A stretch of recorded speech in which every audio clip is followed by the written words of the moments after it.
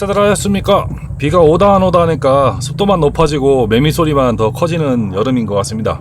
오늘은 오토바이 무게, 그리고 브레이크, 린앵글, 프론트 쇼바 캠버각에 대해서 알아볼 텐데요. 전 시간에 오토바이 크기인 휠베이스와 서스에 관한 이야기를 했는데 빠진 이야기가 있어 첨언해볼까 합니다. 전 시간에 제가 할리 쇼바는 어느 정도 한계에 도달하면 턴다고 했죠. 그리고 BM은 쇼바 구조가 고급 형태의 쇼바를 사용한다는 이야기를 했습니다만, 대부분 오토바이 사고가 많은 기종은 R차나 F차, 네이키드가 사고 확률은 높습니다만 할리나 BM 사고는 대부분 크게 나는 이유가 있죠. 그 이유에 대해서 그래프를 보면서 이야기 한번 해보겠습니다. 그래프는 할리와 BM의 쇼바 성능을 나타내는 그래프라고 한다면 파란 박스는 본인 실력이라고 가정해 보겠습니다. 할리는 라이더의 운전 실력, 즉 테크닉의 한계에 쇼바가 털리는 점이 있습니다. 쇼바 털리면 사고가 나는 거죠. 하지만 BM의 쇼바는 털리는 일이 거의 없습니다. 일반인의 운전 실력을 받아줄 만한 충분한 여력이 있기 때문이죠. 하지만 라이더가 문제가 있는 거죠. 오토바이가 받아주니까 오버페이스를 하게 만듭니다. 오토바이가 결국은 본인의 스킬을 오버하다 보니 사고로 이어지는 겁니다. 그래서 대부분 큰 사고로 이어지죠. 몸 안 다치면 다행인데 대박 견적을 내는 사고는 피할 수 없습니다. 오토바이 특성을 파악하고 라이딩하는 것이 이렇게 중요한 겁니다. 몸 다치고 견적 나오면 정말 피곤해지고 성질 나죠. 그럼 오늘은 오토바이 무게, 브레이크, 린앵글, 프론트 쇼바, 캠버각에 대한 이야기를 이어가 볼까 합니다. 오토바이 무게는 라이더가 직접적으로 많이 느끼는 부분이죠. 통상적인 오토바이 무게는 300에서 한 500cc 정도는 한 200kg대, 650에서 한 1000cc 이상 리터급도 한 250kg대 정도 나갑니다. 1500cc 이상 투어러는 혼자 타는 미들급 아메리칸이나 혼다 골드인, 인디언 크루저가 보통 한 350kg대, 그리고 할리의 중량급 크루저는 한 450kg대 정도 나갑니다. 확실히 제자리 끌기만 해봐도 알 수 있는 문제지만 넘어지면 300kg대면은 일으키기 세우는 것은 정말 힘들죠. 또 이런 무게는 주행에도 어느 정도 영향을 미칩니다. 달리면 무게감을 못 느낀다고는 하지만 그것은 힘 좋은 사람 얘기고 주행 중에 엄청 스트레스를 받는 요소가 될 수도 있습니다. 오토바이는 달리기만 하지는 않으니까요. 가다 서는 것 자체가 스트레스고 오래 달리다 보면 솔직히 너무 힘듭니다. 오토바이를 고르실 때는 본인이 혼자 넘어졌을 때 일으킬 수 있는 정도 범위 내에서 오토바이를 고르시는 것도 방법이라고 생각합니다. 전체적인 무게만큼이나 무게 밸런스 또한 따져봐야 하는 문제입니다. 어떤 오토바이는 조금만 무게중심이 넘어져도 휙 넘어가는 오토바이가 있고요, 그렇지 않은 오토바이가 있습니다. 오토바이 제조사마다 저중심 설계다 어쩐다 하지만 막상 타보면 아는 경우도 많죠. 아메리칸 크루저의 경우 무겁고 2리터에 육박하는 엔진을 달고 20리터에 가까운 연료통이 상단에 실리는데 무게중심이 낮을 수 있을까요? 무게중심이 낮다고 자랑하는 BM R엔진도 연료통이 상단에 있죠. 그나마 BM은 약간은 가볍게 느껴질 수는 있어도 결코 가벼운 무게는 아닙니다. 그런데 말입니다,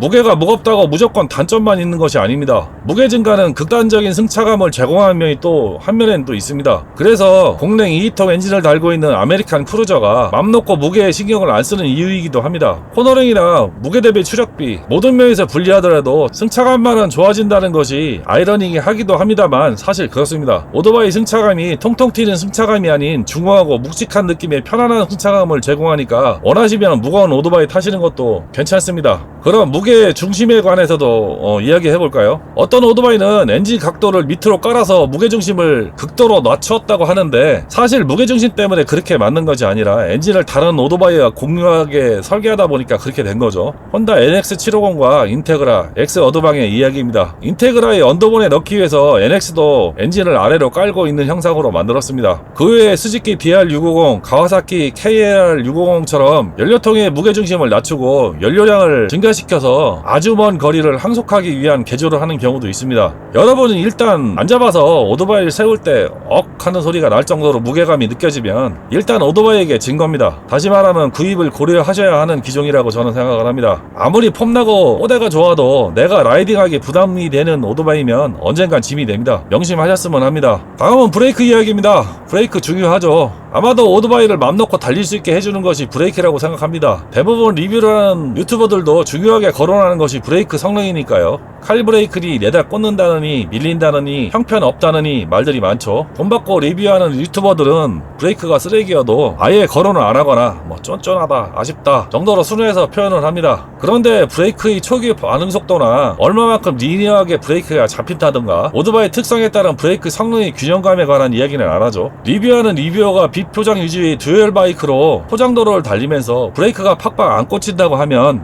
우리는 어떻게 봐야 하느냐? 브레이크가 쓰레기구나 하지 말고 리뷰하는 유튜버가 쓰레기구나 하고 보시면 정답입니다. 차량 이야기로 비교해 보겠습니다. 한국차들은 브레이크가 대부분 초기 응답 반응이 빠르고 냅다 꽂히는 느낌이 브레이크 세팅이 많죠. 성격이 급해서 그런지 발판만 올려도 브레이크가 퍽퍽 먹는 그런 성능 느낌. 국산차가 그런 것 보면 소비자의 욕구를 잘 받아주는 것인지 아니면 길을 잘 들이는 것인지 잘 모르겠습니다. 저는 90년대 초반 프레스토 아멕스 이후 현대 기아차를 안 타봐서 모르겠습니다만은 이상하게 현대 기아차만 그런 세팅이죠. 차량이 선진국인 유럽이나 미국 차는 그런 것이 많지 않습니다. 대부분 리니어한 세팅입니다.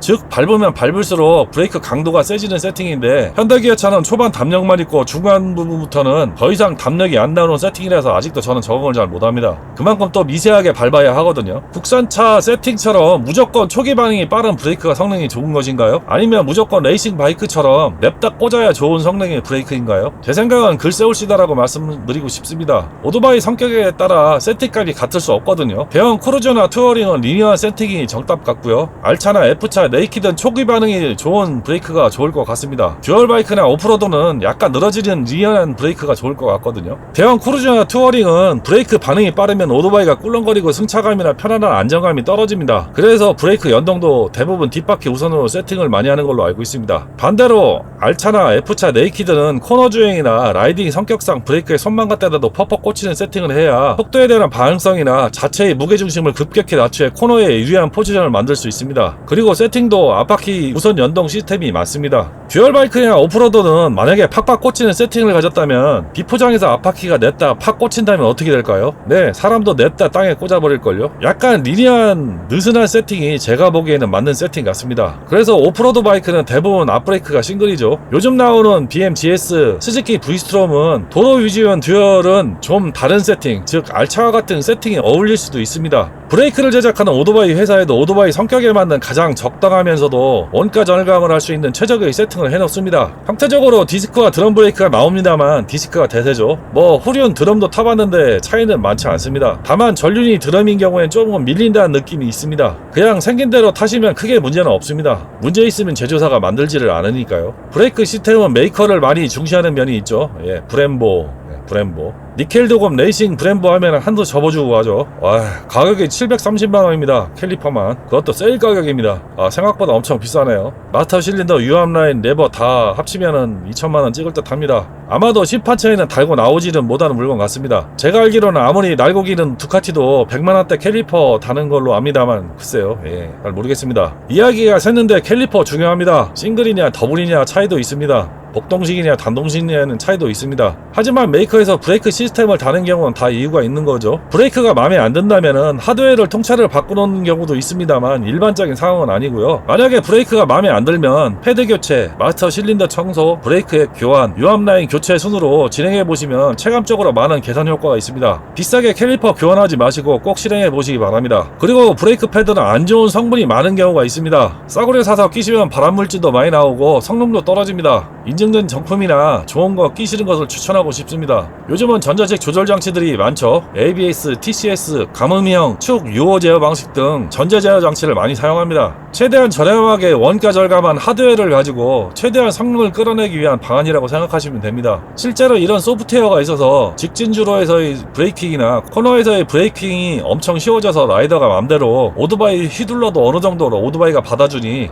라이더가 오버페이스 하는 경우가 많죠. 아무리 좋은 전자장비도 한계 상황이 넘어가면 놔버립니다. 전자장비 믿고 오버페이스 하시면 정말로 골로 가는 수가 생기니 조심하시기 바랍니다. 다음 이야기는 리넨글, 오토바이가 얼마나 기울일 수 있느냐의 문제입니다. 코너에서 많은 영향이 있는 문제죠. 운전 실력에 따라서 많이 차이가 나기도 하지만 절대 실력으로 극복하기 힘든 분야가 리넨글입니다. 아무리 실력이 좋아도 오토바이가 가진 기울기 각도 자체를 넘어설 수는 없기 때문입니다. 뒤에서 보시다시피 스쿠터는 한 40도, 네이키드가 50도, 알차가 한 55도, 64도는 모토GP에서 나오는 각도입니다. 이게 얼마나 큰 각도냐면 모토GP 로렌조가 전성기 때 각도랍니다. 무릎은 물론이고 팔꿈치가 땅에 닿습니다. 일반인은 범접할 수 없는 각도일 겁니다. 기울기가 64도면 타이어 접지가 카드 한 장 정도라고 합니다. 우리가 많이 타는 아메리칸 크루저인 할리는 25도에서 30도 정도 리넨글이 나온다고 합니다. 요즘은 모토 아메리칸 미션 킹 오브 더 베거 레이스에서 참가한 모델을 모디파이한 ST 모델이 나오기는 합니다만은 리넨글 차이는 1도가 안 되는 것으로 알고 있습니다. 아메리칸 크루저는 직발용인 겁니다. 절대 좁은 2차선에서 객기 부리시면 큰일 나는 기종이라고 생각하시면 됩니다. 오토바이를 타면서 스텝이 있는 뱅킹 센서가 긁히는 감각을 익히는 것이 상당히 중요합니다.